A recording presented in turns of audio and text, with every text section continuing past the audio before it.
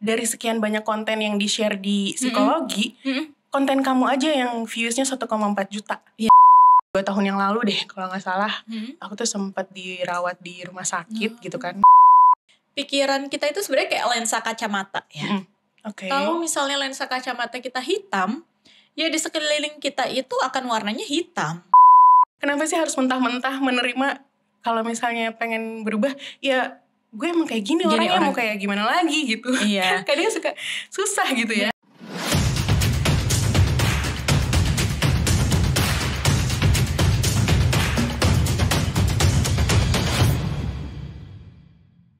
Selamat datang di Bisik-Bisik, ngobrol edukatif tapi tetap asik. Bersama aku Fitri Zati dan sekarang ada ditemani oleh teman nongkrong, namanya Fariza. Halo. Hai, apa kabar? Baik, agak ngantuk tapi nggak apa-apa. Semoga habis diskusi ini kita lebih semangat ya. Oh iya, amin. Mudah-mudahan ya makin meleknya sampai besok. Oh iya, wah gak tidur dong kalau gitu. Jadi kita mau ngebahas konten yang viral itu nih di akun Instagram Psikologi by LPTUI. Betul. Ya, ini kebetulan karena dari sekian banyak konten yang di-share di psikologi, konten kamu aja yang viewsnya 1,4 juta. Iya, alhamdulillah ya. Dan komentarnya rame banget tuh. Rame banget sampai sekarang juga kayaknya masih ada yang banyak yang iya ya. Betul. Yang sebenarnya gak terduga banget sih Mbak kalau misalnya aku pikir-pikir lagi ya gitu. Karena memang waktu itu bikinnya juga impromptu. Oh oke. Dadakan gitu ya. Dadakan, gurih-gurih nyoy. Gitu. Seperti tahu bulat. Terus tiba-tiba cepet banget naiknya dan juga di up-nya sama orang-orang lain juga banyak shares-nya ya, makanya jadi semakin menyebar luas kemana-mana juga. Di-share di berbagai platform ya, bukan cuma di Instagram tapi sempat di X juga ya, di-share ya. Iya, bahkan salah satu temenku ngasih tahu kalau misalnya konten video itu di-share oleh orang lain yang bukan orang LPT di X. Dan aku juga agak shock ya, ternyata video itu sampai kemana-mana gitu. Ya, ini merupakan sebuah keberuntungan atau gimana menurut Mbak Riza?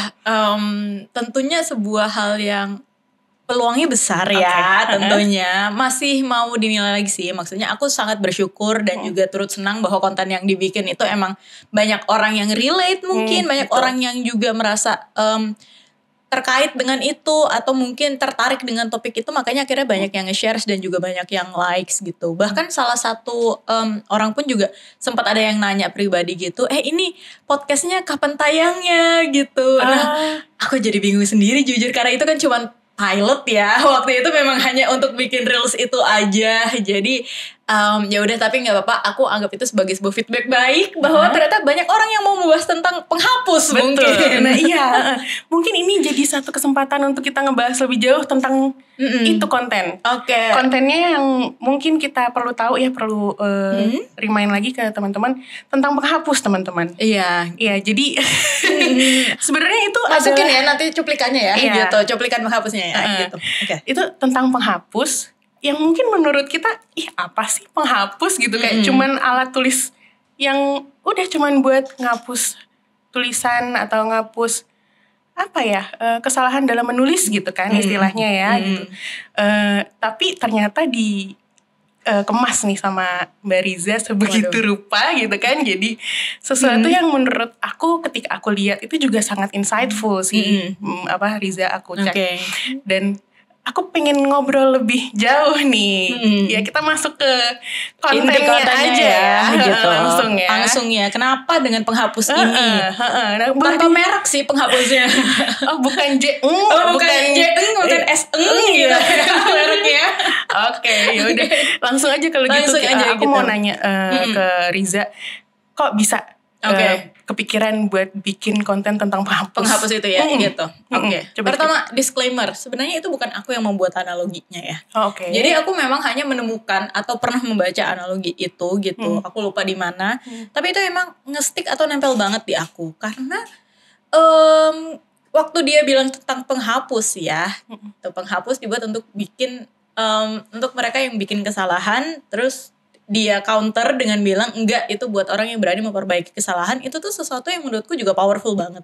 Makanya aku bikin lagi atau aku omongin lagi karena aku pengen lebih banyak orang untuk tahu message ini atau pesan ini yang powerful juga. Buatku sebenarnya jadinya ini lebih ke bukan aku personal yang memiliki kata-kata bagus itu, tapi aku hanya ingin sharing lebih banyak soal kata-kata yang bagus ini yang harapannya juga menginspirasi lebih banyak orang. Sebenarnya gitu sih Mbak. Betul, ya. Tapi kan berarti ini kalimatnya tadi penghapus itu dibuat untuk menutupi kesalahan. Gimana sih? Coba diulangin lagi deh. Iya, oke. Penghapus itu dibuat untuk orang yang membuat kesalahan. Tapi terus ada orang lain lagi yang datang dan dia bilang, enggak, penghapus itu dibuat buat mereka yang berani memperbaiki kesalahan mereka.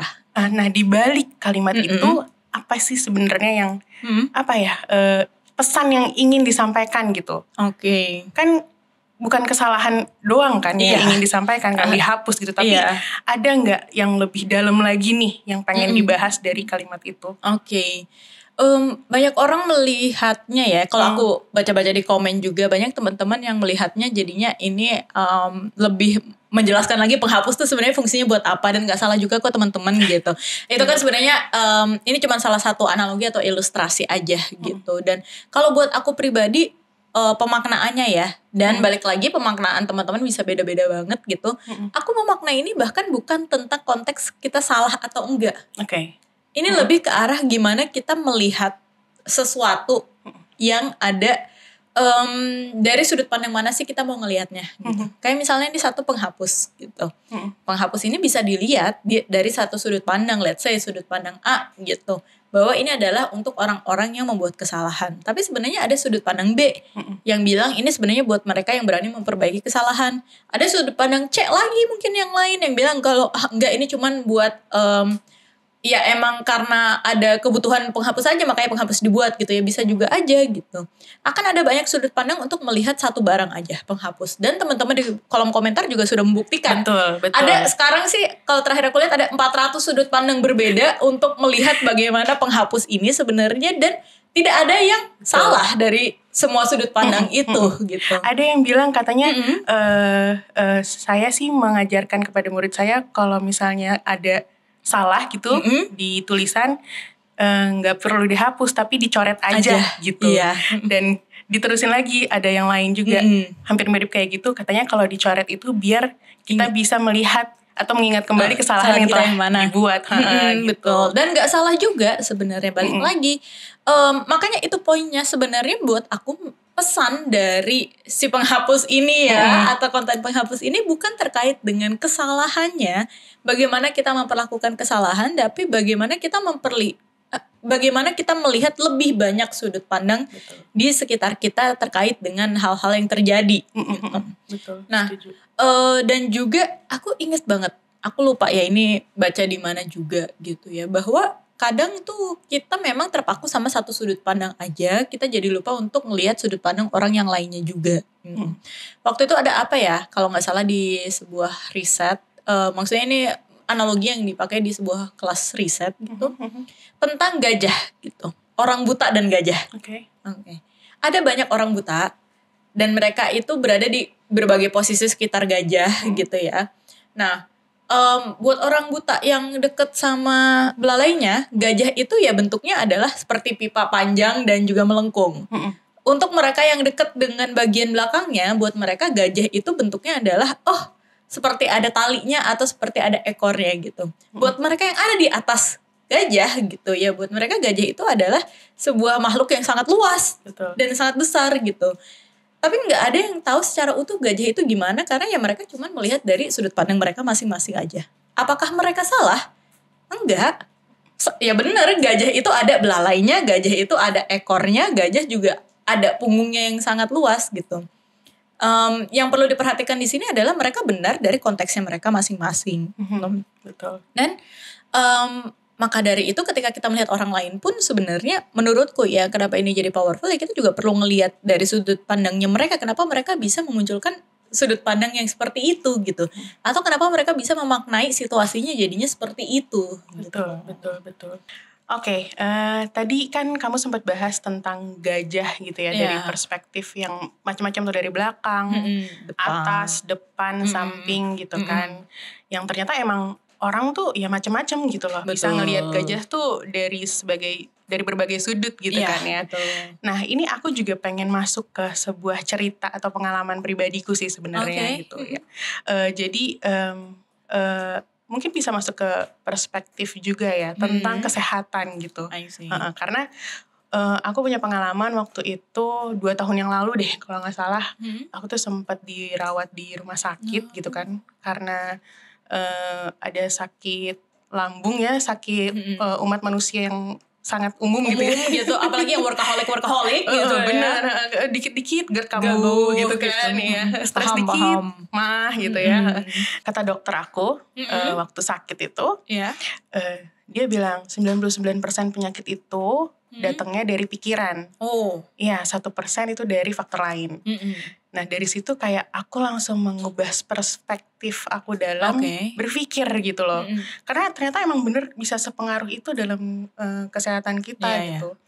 Nah selain itu juga dari pengalaman itu akhirnya aku mengubah ya, maksudnya sudut pandang aku terhadap kesehatan gitu kan, bahwa ternyata apa ya, kondisi-kondisi yang mungkin negatif yang kita rasakan gitu bisa kok diubah jadi lebih positif. Dan akhirnya aku mengubah tuh yang namanya lifestyleku, jadi kayak rajin olahraga gitu kan, terus makannya juga harus dijaga, dan juga pikiran juga harus tetap apa ya, walaupun ada aja pikiran negatif gitu ya, kayak stres apa segala macam kayak gitu-gitu pasti ada ya, tapi sebisa mungkin untuk dijaga gitu kan pikiran kita. Nah selama 2 tahun itu aku berusaha untuk apa ya, konsisten untuk melakukan. Keren tuh. Iya, alhamdulillah gitu kan, konsisten ya. Ada juga yang bisa konsisten dalam hidup aku gitu ya. Mulai konsisten pelan-pelan. Bener, jadi mulai tuh jalan pagi setiap hari. Dulu tuh selama setahun tuh setiap hari, dari Senin sampai Minggu. Jadi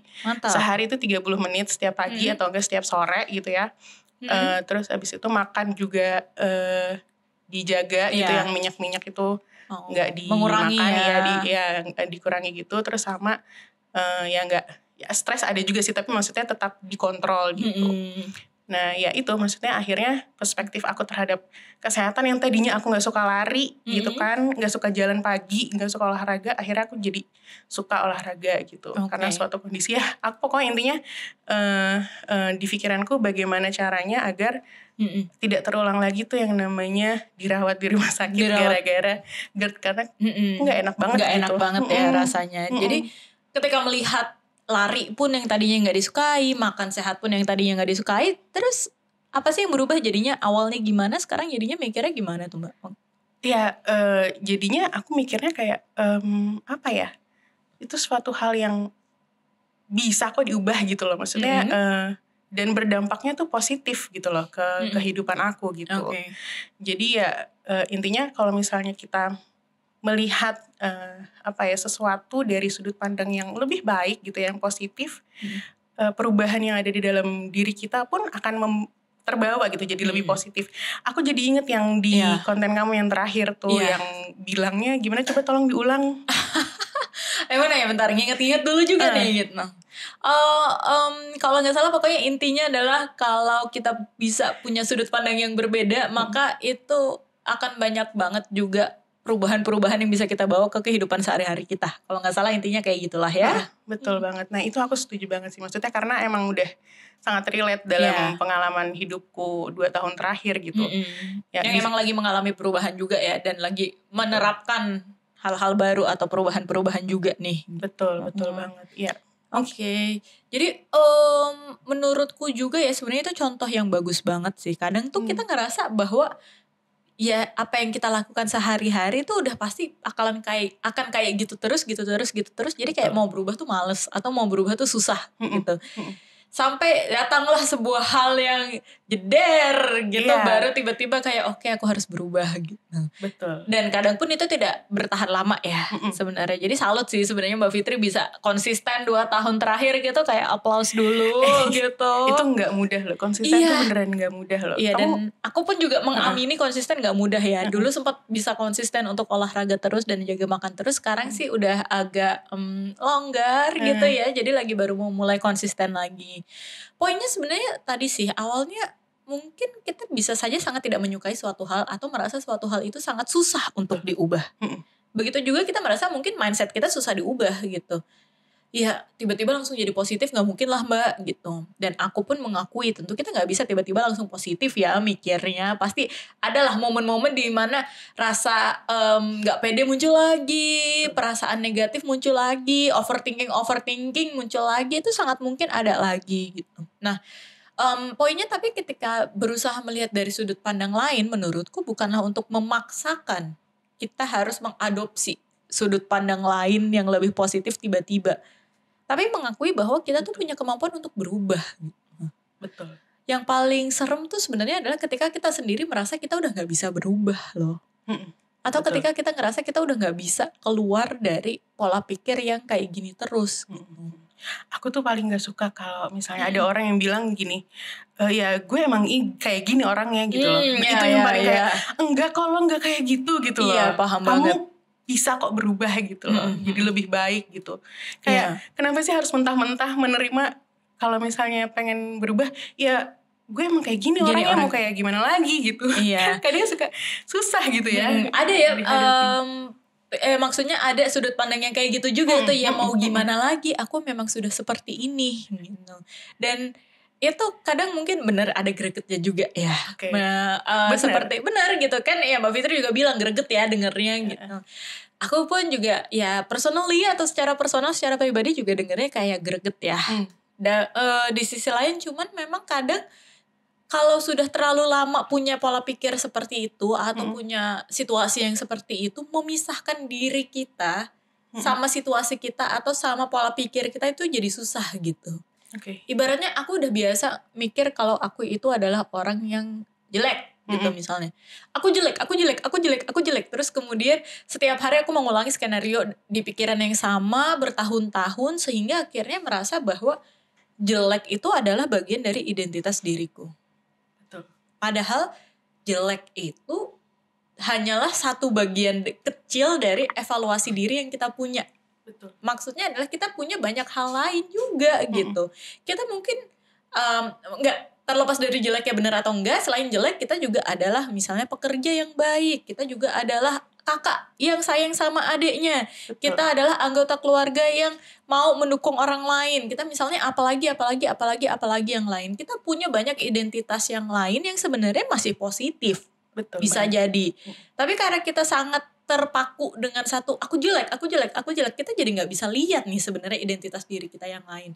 Dan kita jadi nggak bisa lihat bahwa sebenarnya pada akhirnya mereka semua tuh identitas yang lain itu tuh cuman semacam pakaian yang bisa kita bongkar pasang dan ganti-ganti. Jadi kalau ada orang yang bilang ya aku mah emang kayak gini orangnya, nah itu mungkin sebenarnya terlalu lama pakai baju yang sama terus gitu sampai dia belum lihat di lemarinya mungkin banyak baju yang lain gitu. Betul. Tapi ya belum dibongkar lagi aja. Belum dicoba aja. Barangkali ternyata ada baju lain yang lebih cocok. Betul, yang lebih bagus yang gitu lebih kan bagus, untuk dipakai gitu ya. Benar-benar setuju banget tuh sama sudut pandang kamu terkait dengan itu tadi namanya mengubah mungkin nggak langsung ngubah ya menurutku, tapi mencoba dulu atau mengakui dulu kalau aku bisa jadi jelek misalnya. Betul. Nih ya, aku bisa jadi jelek tapi bisa juga sebenarnya nggak jelek kok ya, cuman kurang di make up aja gitu. Satu, kurang di make up aja bisa jadi, atau dua mungkin seleranya nggak masuk di sekitar sini gitu. Iya benar. Bisa jadi bisa jadi aja memang orang-orang sekitarku juga bukan orang yang paling suportif untuk memberikan aku lingkungan yang maksudnya ngasih komentarnya mungkin yang bukan yang positif banget gitu kan. Bisa jadi juga akan banyak faktor lain. Kalau kita nggak bisa langsung menerima kenyataan, nggak langsung bisa mengubah dari aku jelek tiba-tiba jadi aku cantik gitu ya, seenggaknya kita terima bahwa aku bisa jadi jelek tapi aku bisa jadi yang lain ya. Betul. Mengakui dulu, membantu menjaga jarak antara kita sama sudut pandang kita gitu. Satu sebenarnya analogi lain ya. Apa gitu tuh? Banyak banget ya emang nih analogi ini lanjut ya. Langsung bisa dijadiin berbagai reels. Ada ratusan kayaknya di sini. Langsung ya sekali take ya, habis itu bisa dipakai banyak. Benar. Ini adalah tujuan podcast ini ngobrol ini bener. Oke, lanjut apa tadi tuh? Oke, ya. Quotes-nya. Suatu analogi lain gitu yang menurutku sangat menggambarkan gitu ya, bahwa pikiran kita itu sebenarnya kayak lensa kacamata ya. Oke. Kalau misalnya lensa kacamata kita hitam, ya di sekeliling kita itu akan warnanya hitam. Mau hal baik pun juga kelihatannya akan buruk gitu ya.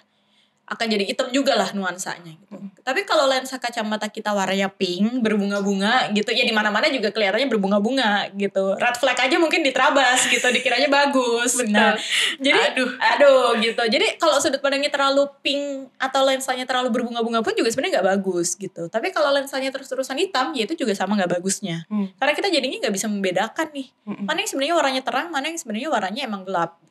Jadi lebih baik lensanya warna apa? Bening dong. Bening ya. Bening, transparan. Atau ya seperti yang kayak kita pakai kalau kita kacamata sehari-hari lah gitu, bukan kacamata gaya. Ya kan kita berusaha untuk menjaga kacamatanya sebening mungkin kan. Kalau kotor kita bersihin juga. Betul.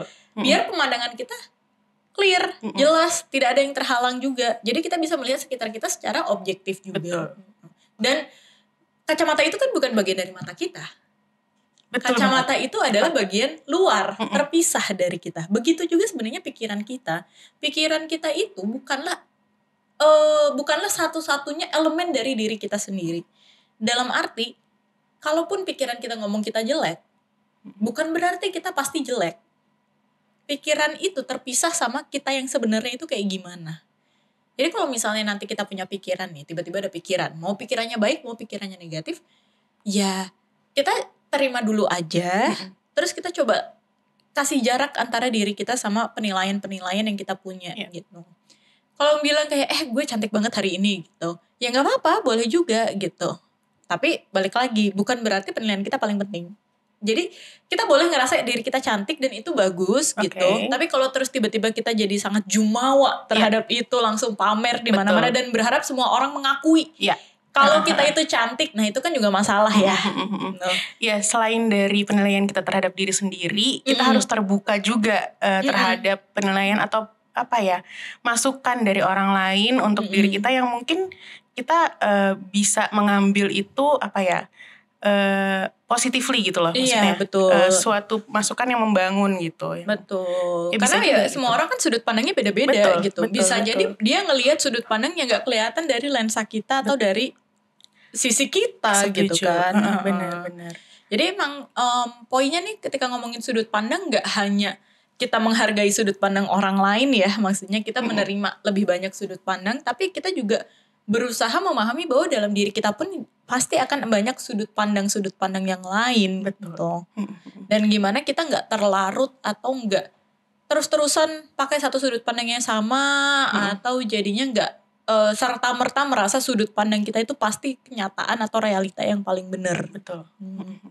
Ada juga nih, maksudnya di psikologi terapan gitu ya, kalau gak salah istilahnya, gak ada satu kebenaran yang paling benar gitu, yang ada cuma persepsi. Bahasa Inggrisnya sih there is no single truth, only perceptions ya. Maksudnya ya memang karena setiap orang akan punya persepsinya masing-masing, sehingga kebenaran bagi setiap orang juga bisa jadi beda-beda. Iya, bisa jadi satu benar, dua benar gitu. A benar, B benar gitu kan. Ada sih fakta 1 + 1 sama dengan 2. Cuman maksudnya kalau kita ngomongin soal hubungan sosial, interpersonal gitu, selera, ya itu kan jadi bisa beda-beda banget gitu. Dan ya buat satu orang mungkin itu benar, buat orang lain mungkin nggak benar gitu ya. Bisa jadi. Betul. Oke, kalau gitu mungkin ini sebenarnya seru banget Riza, diskusi kita ini. Udah banyak banget nanti dipotong-potong. Ya, dipotong-potong gitu kan, dijadiin reel sama teman kita di belakang layar gitu kan ya.